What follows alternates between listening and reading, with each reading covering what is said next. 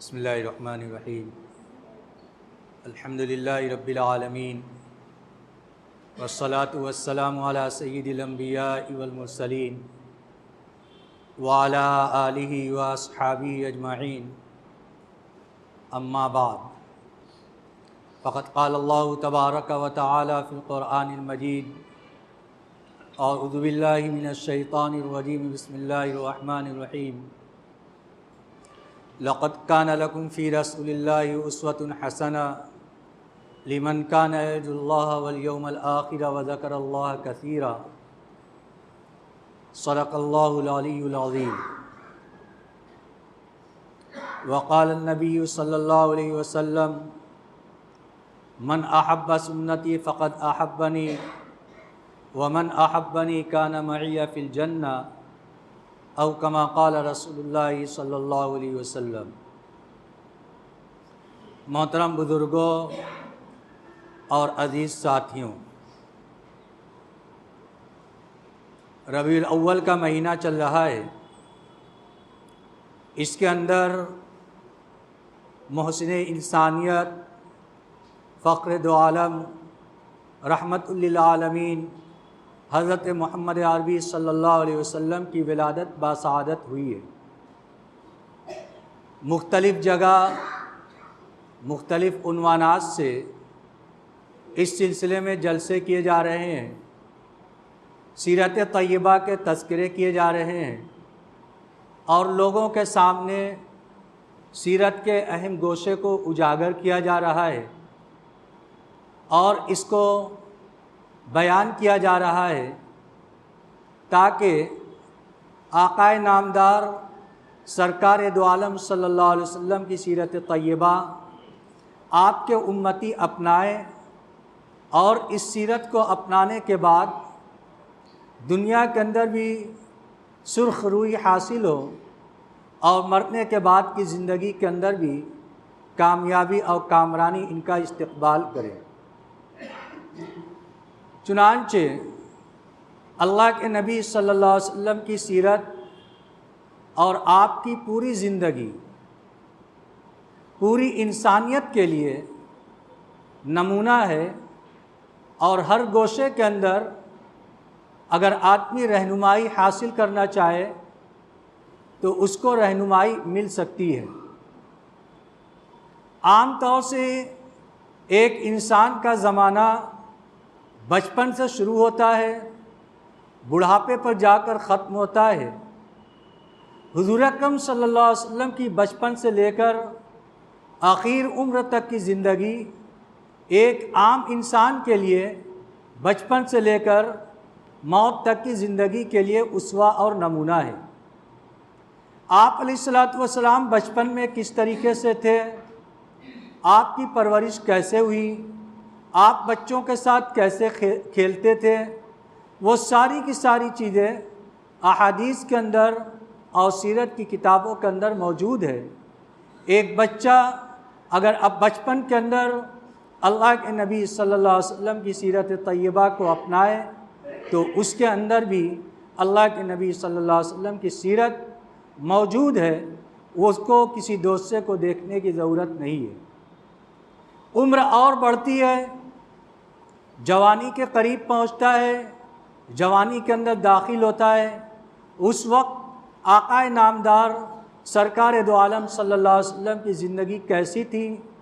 اس زمانے کے اندر آپ لوگوں کے مختلف طرح کے کام کیا کرتے تھے،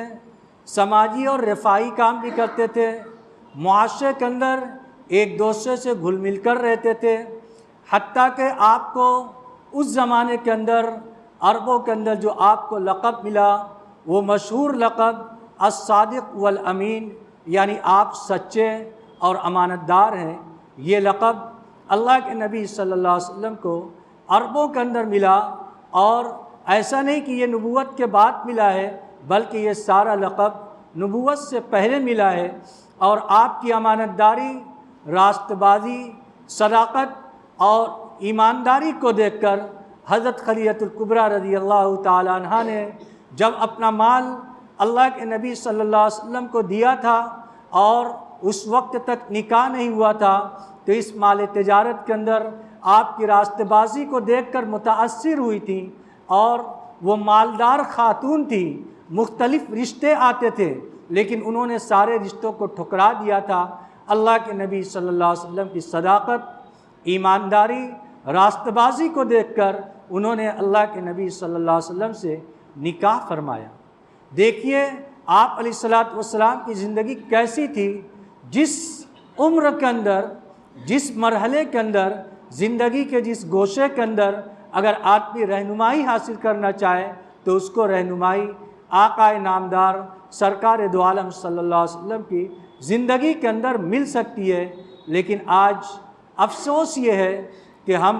سیرت کی کتابوں کا مطالعہ نہیں کرتے، اور اگر سنتے بھی ہیں تو وہ سننے کی حد تک رہتا ہے، ہم اس کو عملی زندگی کے اندر داخل نہیں کرتے، جس کی بنیاد پر آج ہماری زندگی سیرت مصطفیٰ سے خالی ہے، اللہ کے نبی صلی اللہ علیہ وسلم کی سنت سے خالی ہے، اور اس سنت اور اس سیرت کے اپنانے سے جو فائدے ہونے چاہیے وہ فائدے آج ہماری زندگی کے اندر نظر نہیں آ رہے۔ آپ علیہ الصلوۃ والسلام کی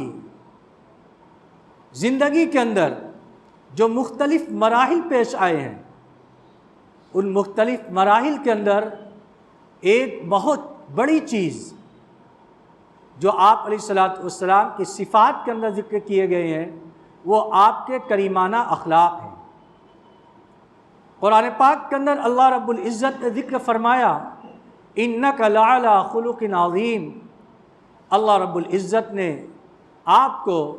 اخلاق عظیمہ کے اوپر فائز فرمایا ہے۔ آپ کے اخلاق، حضرت عائشہ رضی اللہ تعالیٰ عنہ سے پوچھا گیا، کسی نے پوچھا کہ اللہ کے نبی صلی اللہ علیہ وسلم کے اخلاق کیا تھے؟ حضرت عائشہ صدیقہ رضی اللہ تعالیٰ عنہ نے ارشاد فرمایا کان خلقہ القرآن، اللہ کے نبی صلی اللہ علیہ وسلم کے اخلاق قرآن تھے۔ کیا قرآن کے اندر یہ موجود نہیں ہے انک لعلی خلق عظیم، کہ آپ اخلاق عظیمہ کے اوپر فائز ہیں؟ آج ہمارے اخلاق، یعنی عام طور سے مسلمانوں کے اخلاق یہ گرے ہوئے سمجھے جاتے ہیں، اور بہت نیچے حد تک اخلاق کے سلسلے میں مسلمان گر گئے۔ کسی کو مثال دینا ہوتا ہے تو وہ کہتے ہیں کہ غیروں کے اسکول کے اندر چلے جاؤ، وہاں کے پرنسپل، وہاں کی مینجمنٹ باڈی یا وہاں کے اسٹاف اتنے اچھے طریقے سے پیش آتے ہیں، اتنا میٹھا بولتے ہیں، اخلاق ان کے اتنے اچھے ہوتے ہیں کہ ان کو دیکھنے کے بعد ہم متاثر ہو جاتے ہیں اور کہتے ہیں کہ اگر ہمیں اپنے بچوں کا ایڈمیشن کرانا ہے تو ہم یہیں پر کرائیں گے۔ اس کے برخلاف اس اسکول کے اندر جاتے ہیں جہاں کا مینجمنٹ باڈی مسلمان ہوتا ہے، وہاں پر پرنسپل مسلمان ہوتے ہیں یا وہاں پر اسٹاف وغیرہ مسلمان ہوتے ہیں جن سے سامنا ہوتا ہے، تو عام تاثر لوگوں کا یہ ہوتا ہے کہ جب وہاں پر جاؤ تو اتنی بد اخلاقی سے پیش آتے ہیں کہ جی چاہتا ہے کہ اب اس اسکول کے اندر ہم جائے ہی نہیں، کوئی کسی طرح کی بھی کوئی کمپلین ہو ہمارا جانے کا جی نہیں چاہتا، کیونکہ وہاں پر لوگ اچھے طریقے سے پیش نہیں آتے۔ اسی طریقے سے بہت سے ہاسپٹل ایسے ہیں جو چیریٹیبل ہیں، چیریٹی کے اوپر چلتے ہیں۔ جب ایک مسلمان اس ہاسپٹل کے اندر جاتا ہے اور وہاں کے ڈاکٹر، اسٹاف، نرس ان لوگوں کے اخلاق کو دیکھتا ہے تو جانے کے بعد وہ متاثر ہو جاتا ہے، اور اس کے برخلاف جب مسلم مینجمنٹ والے ہاسپٹل کے اندر جاتا ہے تو وہاں پر جانے کے بعد وہ کہتا ہے کہ میرا تأثر یہ ہے کہ ہم یہاں پر اپنے مریض کو لے کر نہیں آئیں گے۔ حالانکہ اخلاق عظیمہ پر جو فائز تھے وہ مسلمانوں کے نبی حضرت محمد صلی اللہ علیہ وسلم تھے، لیکن آپ کے اخلاق کو غیروں نے اپنا لیا تو غیروں کی محبت ہمارے دل کے اندر آ گئی، اور ہم نے نبی علیہ الصلوۃ والسلام کے اخلاق کو پس پشت ڈال دیا، چھوڑ دیا، تو ہماری نفرت اپنے کو دلوں کے اندر آ گئی۔ اللہ کے نبی صلی اللہ علیہ وسلم نے جب اخلاق عظیمہ کا ثبوت پیش فرمایا تھا تو آپ علیہ الصلوۃ والسلام کی محبت اس زمانے کے اندر جو کٹر دشمن تھے ان کے دلوں کے اندر بھی تھی، اور وہ لوگ جنہوں نے یہ قسم کھا رکھی تھی کہ ہم دریا کے اندر، سمندر کے اندر کود کر جان دے دیں گے، اپنے آپ کو ہلاک کر دیں گے، لیکن دائرہ اسلام کے اندر داخل نہیں ہوں گے، جب اللہ کے نبی صلی اللہ علیہ وسلم کے اخلاق کو دیکھا ہے تو آپ کے اخلاق کو دیکھ کر وہ اسلام کے اندر داخل ہونے کے لیے اللہ کے نبی صلی اللہ علیہ وسلم کی مجلس کے اندر آتے ہیں۔ کچھ واقعات جو سیرت کے اندر بہت مشہور بھی ہیں لیکن قابل عبرت ہیں، جن کو دیکھ کر ہمیں عبرت حاصل کرنی چاہیے کہ ہمارے نبی صلی اللہ علیہ وسلم کے اخلاق کیا تھے۔ ایک زمانہ وہ یاد کریے جب مکہ کے اندر کلمہ لا الہ الا اللہ کا کہنا جرم تھا، اس کے کہنے کی بنیاد پر ایذا پہنچائی جاتی تھی، تکلیف پہنچائی جاتی تھی اور جان کے دشمن ہو جاتے تھے۔ مکہ کے اندر کلمہ کا اقرار جرم تھا، لیکن لوگ تکلیف کو سہتے تھے، برداشت کرتے تھے، دن بدن تعداد بڑھتی جاتی تھی۔ ایک وقت آیا کہ مدینہ طیبہ جانے کی اجازت ہو گئی، ہجرت کے لیے صحابہ کرام مدینہ طیبہ ہجرت کر گئے۔ ایک وقت آیا نبی اکرم صلی اللہ علیہ وسلم کو بھی ہجرت کی اجازت دے دی گئی، اور آپ نے بھی مکہ مکرمہ سے مدینہ طیبہ کی جانب ہجرت فرمایا۔ جب مدینہ طیبہ کی جانب ہجرت فرمایا ہے تو اس کے بعد مکہ والے اور مدینہ والوں کے درمیان کچھ جنگ ہوئی، یعنی مسلمانوں کے اندر اور کفار کے اندر۔ ان جنگ کے اندر نقشہ یہ تھا کہ کبھی مسلمان غالب آتے، کبھی کفار غالب آتے، لیکن آئے دن کی خانہ جنگی سے دونوں طرف کے لوگ پریشان تھے۔ اس کی بنیاد پر انہوں نے آپس کے اندر صلح کر لی، جس کو صلح حدیبیہ کہتے ہیں، اور اس کے اندر بظاہر مسلمانوں نے بہت دب کر صلح کی تھی۔ جو شرائط کفار نے رکھی تھی مسلمانوں نے ساری شرائط قبول کر لی۔ صحابہ کرام کو بہت غصہ آ رہا تھا کہ اے اللہ کے نبی، کیا ہم حق پر نہیں ہیں اور یہ باطل پر نہیں ہیں؟ آپ نے ارشاد فرمایا کہ بے شک میں حق پر ہوں، یہ باطل ہیں۔ انہوں نے فرمایا کہ آپ رسول برحق نہیں ہیں؟ آپ نے فرمایا میں رسول برحق ہوں۔ پھر فرمایا کہ اتنا دب کر میں صلح کیوں کروں؟ اللہ کے نبی صلی اللہ علیہ وسلم نے ان کو سمجھایا کہ اس کے اندر خیر ہوگی۔ چنانچہ اسی صلح حدیبیہ کی برکت اور جب ایک دوسرے سے ملنے کا اتفاق ہوا تو مسلمانوں کے اخلاق اور کردار کو دیکھ کر دائرہ اسلام کے اندر کفار داخل ہوتے گئے، اور اس امن کے زمانے کے اندر ایک بہت بڑی کفار کی جمعیت، جو کفار کے کمانڈر تھے، وہ دائرہ اسلام کے اندر داخل ہو گئے۔ اور ہر کمانڈر ایسا آتا تھا دوسرے کو خبر نہ ہو، لیکن جب وہ ایک جگہ جمع ہوتے تھے اور منشا معلوم کرتے تھے کہ تمہاری منشا کیا ہے، تمہاری منشا کیا ہے، تو ہر ایک کی منشا، ہر ایک کا مقصد اسلام کے اندر داخل ہونا رہتا تھا۔ بالآخر یہ حدیبیہ، یہ صلح جو ہوئی تھی، کفار نے اس کو توڑ دیا۔ پھر اللہ کے نبی صلی اللہ علیہ وسلم مکہ مکرمہ کے اندر فاتحانہ داخل ہو رہے، آپ کے ساتھ 10,000 کا عظیم لشکر ہے۔ اب یہ لشکر بڑا لشکر ہے، اور اس جگہ پر آ رہے ہیں، اس سرزمین پر آ رہے ہیں جہاں پر تکلیف دینے والوں نے ایسی ایذا اور تکلیف پہنچائی تھی کہ یہاں سے ان کو ہجرت کر کے مدینہ جانا پڑا، اور آج وہ فاتحانہ داخل ہو رہے ہیں، اور وہ سارے دشمن کہیں چوٹی پر چھپ کر، کہیں کسی جگہ چھپ کر وہ دیکھ رہے ہیں۔ اس وقت مسلمانوں کی جمعیت میں سے زبان سے نکلا الیوم یوم الملحمہ، آج خون بہانے کا دن ہے، بدلہ لینے کا دن ہے۔ وہ سارے حساب آج چکتا کیے جائیں گے جو پہلے دنوں کے اندر ہمارے ساتھ کیے گئے۔ کون کون سی ایذا تھی جو ہمیں نہیں پہنچائی گئی؟ ان کو راتوں کو کوڑوں سے مارا جاتا، دن کو تپتی ہوئی چٹان پر رکھ کر لٹا دیا جاتا، اور سینے پر چٹان رکھ دی جاتی، ریت پر لٹا دیا جاتا، اور کھینچا جاتا، ایسی اذیت کہ اس اذیت کی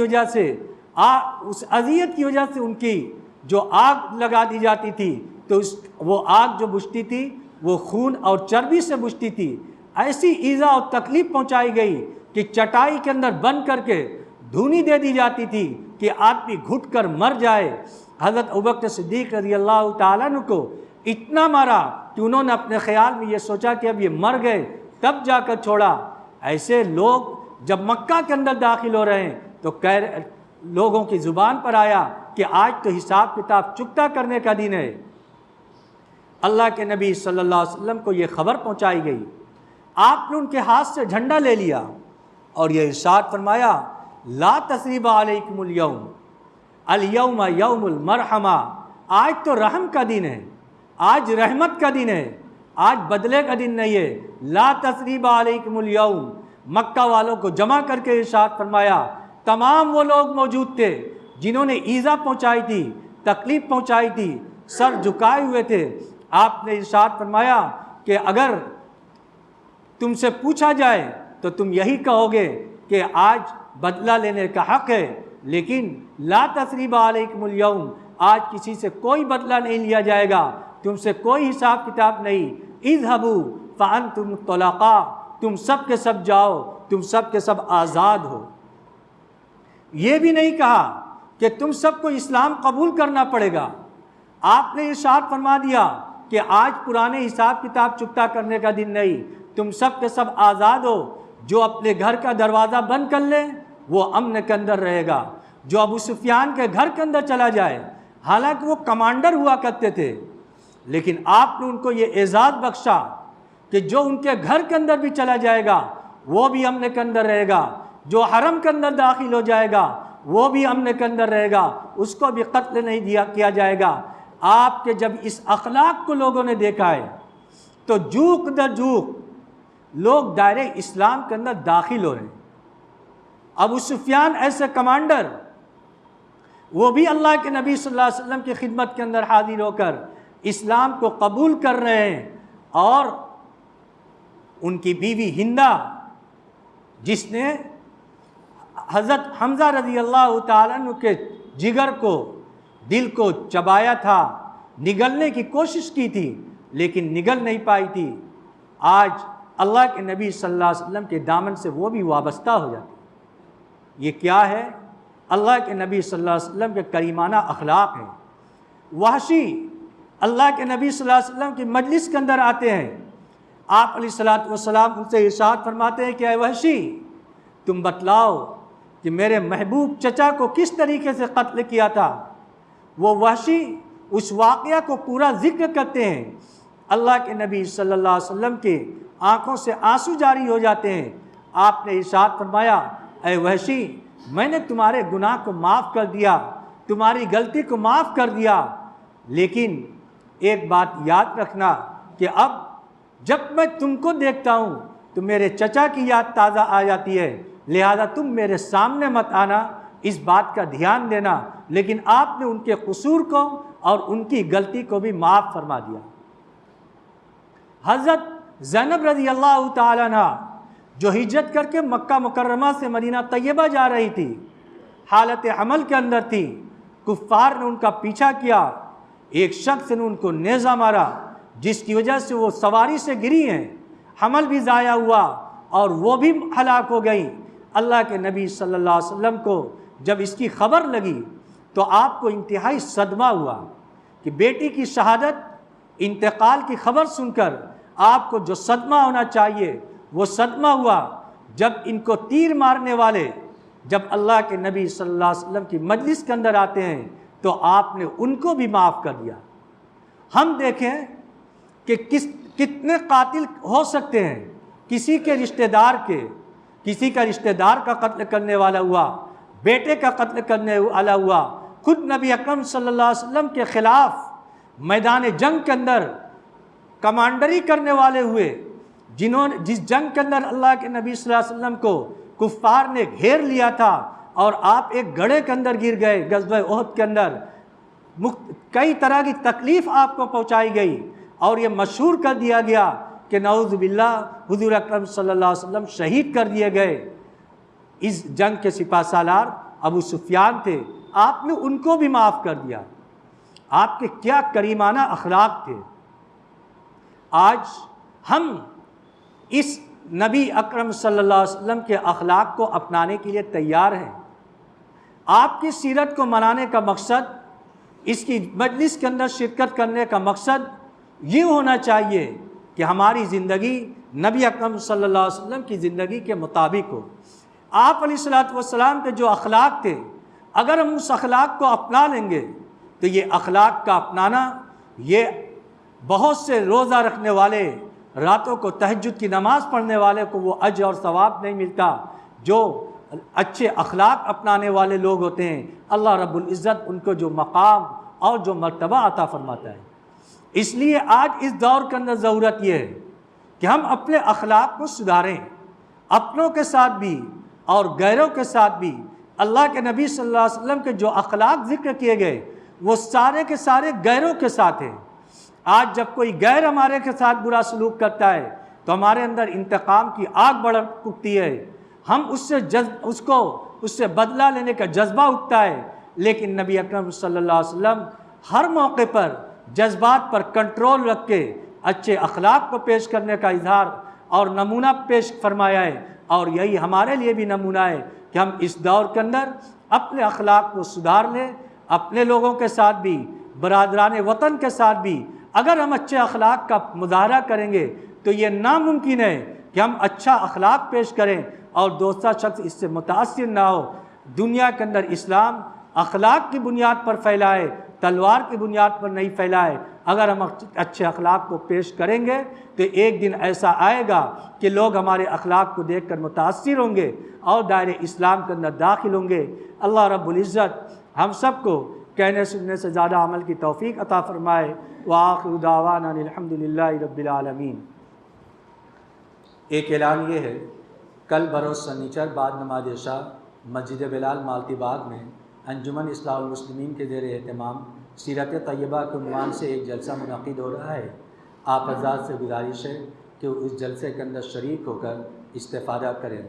عشاء کی نماز وہاں پر 8:15 بجے ہے۔